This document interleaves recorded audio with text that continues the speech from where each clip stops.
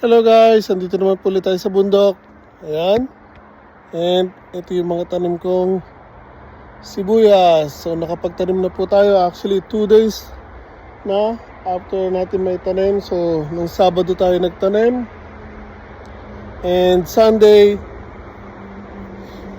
kaya naka 1, 2, 3, 4, apat at kulang-kulang kalahati na pilapil. Garden bed.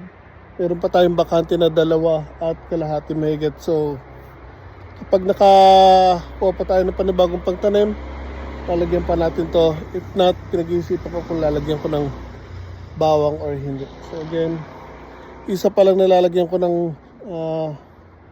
kulambo. Although meron pang cover doon, kaso padilim na now.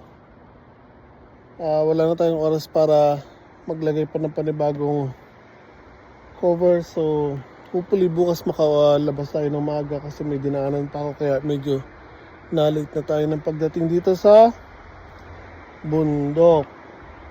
So, ayan, puno rin ng sibuyas yan. And dito yung kulang-kulang kalahati nito, sibuyas na pula po nakatanim dyan. Grabe guys, ang lamig na ngayon dito.